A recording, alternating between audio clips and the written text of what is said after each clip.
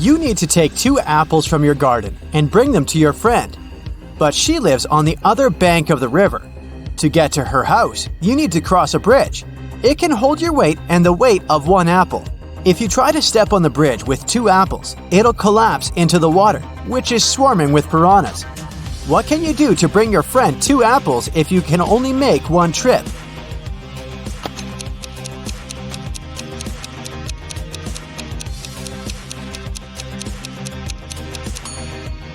You should cross the bridge while juggling the apples. A billionaire's wife called the police at 8 a.m. on Sunday morning. She said she just found her husband unconscious in his study. A baseball bat was lying next to him on the floor. The police questioned everyone who lived in the house. The wife said she had been away, buying her husband a present for their 10th wedding anniversary. The driver said he had left the evening before. He went to his parents' house because they needed some help. And the cook said he'd been preparing breakfast since 6 a.m. and hadn't left the kitchen. Who's lying?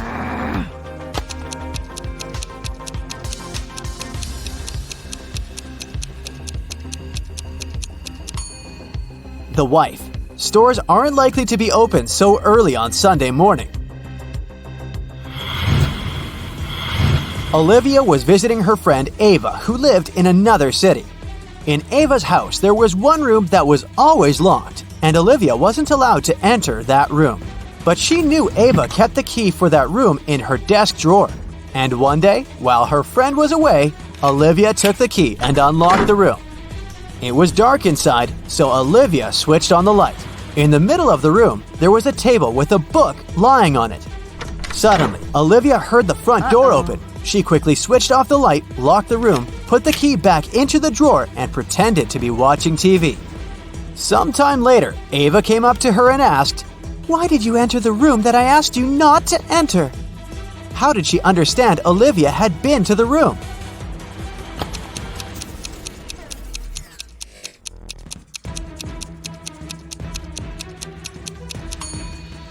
Ava touched the light bulb, and it was hot.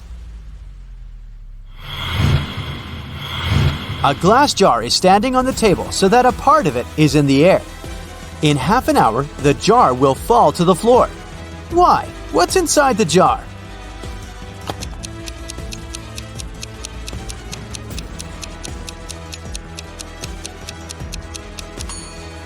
Inside the jar, there's some ice, but its weight is distributed in such a way that the jar is balanced. Once the ice melts and turns into water, the jar will fall. Susan worked in a clothing store that sold expensive designer items. One day, she discovered that someone had stolen a pair of pants. Look at the people who were inside at that time. Try to figure out who the thief is.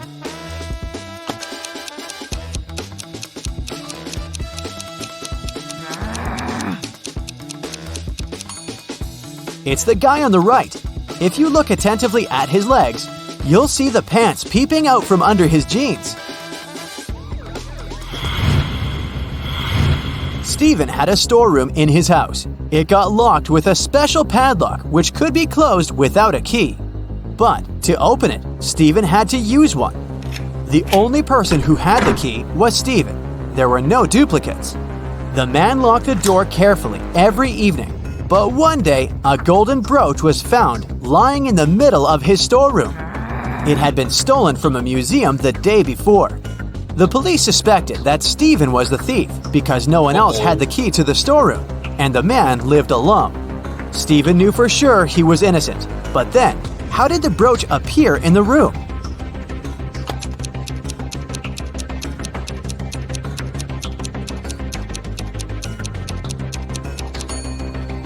Stephen was obviously framed.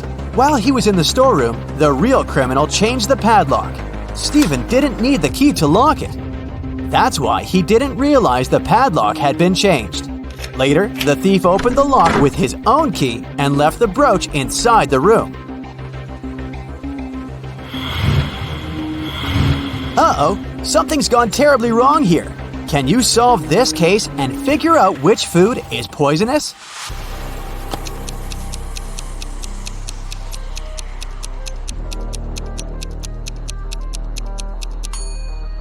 If you ask me, all these dishes look questionable. I mean, look at them. Spiders, strange green fumes, roaches. But the dish that caused food poisoning is actually these French fries. See those flies around the plate? They don't seem to be alive. That green sauce on top of the fries must be the poison. Now, I have a tricky question for you. When are 1,893 and 2,548 smaller than 498?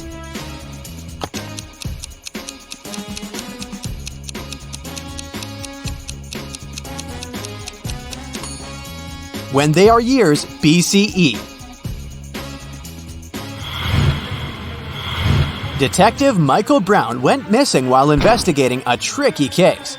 His friend, Detective Williams, found out that one of their colleagues was behind his disappearance. Williams visited Brown's home, and his friend's wife gave him a note. "Michael told me to give it to you if something happened to him." In the note, there were 4 numbers: 2, 8, 6, 7. Williams started to question his colleagues. "I've been away visiting my parents," said Tess. Jack said, "I haven't seen Brown for a couple of days." And Nora replied, "I'm just a trainee. Detective Brown gave me a task and I was busy with it." Williams thought for a while, looked at the note again, and understood who was guilty. Have you figured it out too?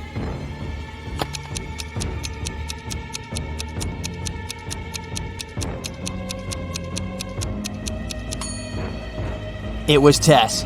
2, 8, 6, 7. The first letters of these numbers make up her name. A treasure hunter got lost in a forest, but after he had been walking for some time, he noticed a crossroad with a big stone in the middle. There was a note on this stone which read, 4 plus NO5. The man realized that the sign showed the direction to the treasure, but it was written in some tricky cipher. Can you help the treasure hunter to decipher the code?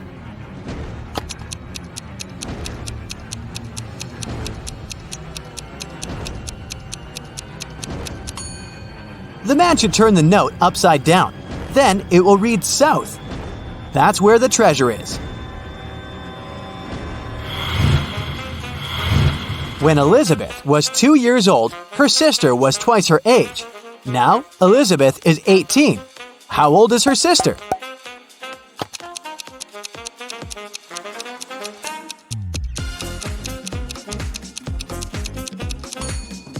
Her sister is 20 now. Let's have some fun with a few non-standard riddles. Who is bigger? Mr. Bigger, Mrs. Bigger, or their baby daughter?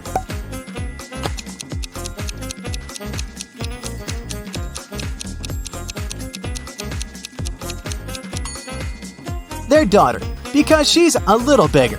Neat, right? Why do birds fly south in the winter?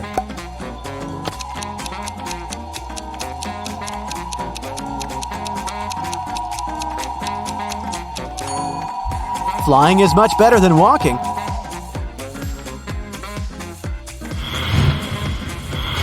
What do you get after you crossbreed a radio and a fridge?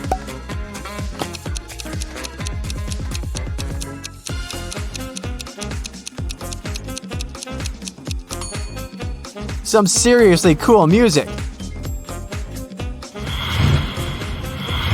Why does a math book look so unhappy?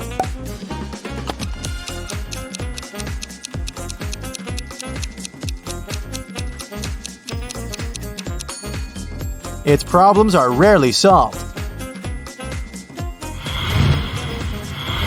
What is the easiest way to double your money?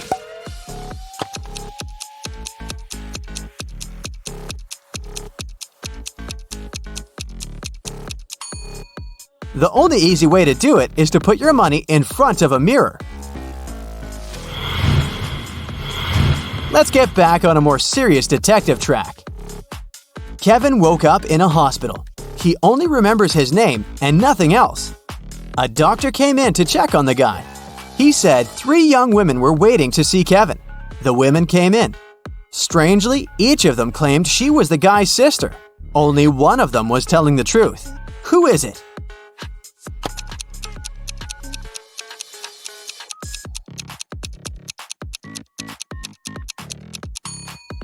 It's the one in the middle. She has a birthmark on her hand, and Kevin has a similar one. Megan invited her friends to a restaurant to celebrate her birthday. They had a lot of fun. Megan got the best birthday present ever. Her friends gave her a ring with a large diamond. But suddenly, the room plunged into darkness. After several minutes, the lights came back on, but Megan's ring was gone. Look at the image attentively and try to figure out who stole it.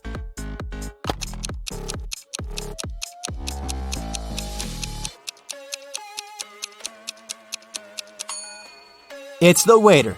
Look at the glass he's holding. He put the ring inside. Now there's much more water in it than before the power went out. Jacob's girlfriend, Nicole, loved riddles. One day, she was on a business trip to France. She called Jacob and told him it was her relative's birthday. "Could you go and congratulate my family member, please?" When the guy asked her which relative he had to visit, Nicole answered, "It's the daughter of the only son of my grandfather."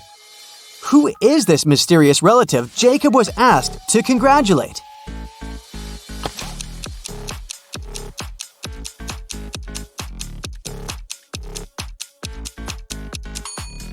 It's Nicole's sister.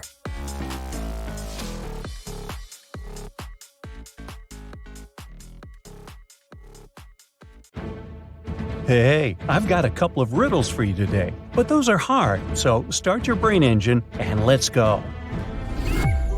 There was once a magical forest inhabited by elves and gnomes.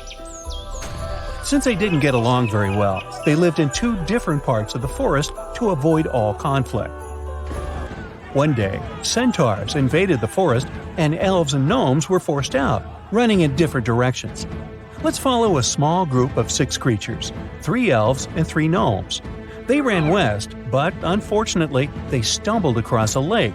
None of them could swim, but luckily, there was a raft. The raft could only carry 2 creatures at once, 2 elves, 2 gnomes, or 1 elf and 1 gnome.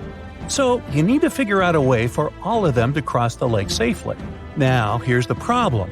If there are more gnomes on one side than elves, they will attack them. Even if an elf is on the raft, but not in the part of the lake where there are more gnomes than elves, it's still not safe. Can you figure out a way for them all to cross the lake safely? Okay, so here are 5 possible first steps. 1 elf crosses the lake, or 1 gnome, or 2 elves, 2 gnomes, or 1 elf and 1 gnome. But it doesn't make any sense to cross the lake alone since they need to send the raft back somehow. So those 2 options are out. 2 elves can't cross the lake together because then the 3rd elf will be left alone with 3 gnomes and they will attack him. So it's either 2 gnomes crossing the lake first or an elf and a gnome. So let's go with the 2 gnomes.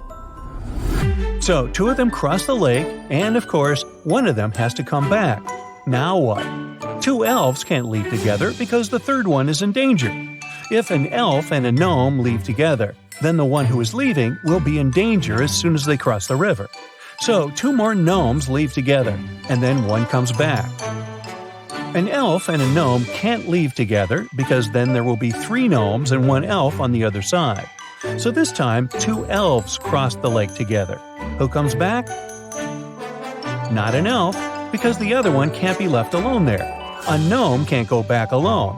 Otherwise, there will be 2 gnomes and 1 elf on the first shore. So, a plot twist. An elf and a gnome come back together. Now, 2 gnomes can't cross the lake. An elf and a gnome can't go either. So, the 2 remaining elves go to the other shore together. None of them can now return since there are 2 gnomes left on that shore. So, a gnome will return to pick up one of his buddies. Then another gnome will go to pick up the last gnome. But it's not the only solution. You could also succeed by sending a gnome and an elf together as a first move. Here's a graph of how it would play out.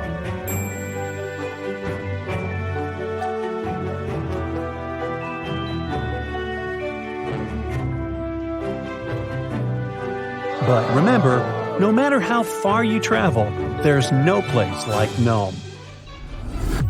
Okay, great job! Now it's time for the second riddle, and this one comes from Esme. This girl often goes for a walk in a forest and typically gets lost. This time, though, she doesn't get lost. Here's her way home, but she's tempted to go visit her old friend, a witch, who lives in that forest. Esme has an amazing riddle, and it's pretty hard, so she thinks she has a good chance of winning the witch's cat. So, Esme goes to the witch's house and offers the following. I bet you can't solve my riddle. If I'm right, your cat will go home with me. The witch believes she can solve any riddle, so she takes that risk. Esme puts a big acute triangle on the table. Here, you can make 7 cuts to make this triangle disappear. Every piece you cut off that is an acute triangle will disappear. But if a triangle has an angle that is right or obtuse, that piece will stay. Once again, 7 cuts, and you have to make the whole triangle disappear. Not a single smallest piece can be left. So, how can the witch do that and keep her cat? Whenever you make a cut, it'll either produce 2 right angles or an acute and obtuse angle. The witch seems to be doomed, but then she looks at the pizza she hasn't finished. When you cut into more than 4 pieces, all angles are acute. The problem is that a pizza is round, and we're dealing with a triangle. Still, the trick also works with other shapes, like hexagons and pentagons. Good for the witch, she can make a pentagon out of this acute triangle by making just 2 cuts. The small cut-off triangles are acute, and they disappear. Now, the witch needs to deal with the pentagon like she does with a pizza. Cut it into 5 pieces using the last 5 cuts. That's a success story. Hey, we know you like the cat, Esme, but maybe get one of your own. Okay, do you think you can crack another one? I promise it's the last one for today, and it's quite fun. No more geometry. Here's how the story goes. 1,000 years ago, 6 siblings founded a magical school. Ingram, Regalia, and Corona are witches, and Agnard, Ardumo, and Modnar are wizards. A pair of siblings found a house each, and the names of those houses are Rymeth, Madlo, and Damora. All 6 of them also founded the 4th house, named after their 7th sibling who went missing when they were young. You are invited to study in the magical school, but as you arrive, you have to be sorted into your house. You have to put your hand on the sorting book and wait for its decision to light up on the cover. When you do it, the book sees potential in you. So instead of sorting you into one of the 3 houses right away, it gives you an opportunity to get into the 4th house, where the most gifted young magicians go. To prove that you're good enough to be sorted into that house, you have to solve the sorting riddle. The task is to guess the name of the special house, which no one but its students knows. But you have some guidelines that can serve as hints. First, you have to find out who founded which house. Here are some statements.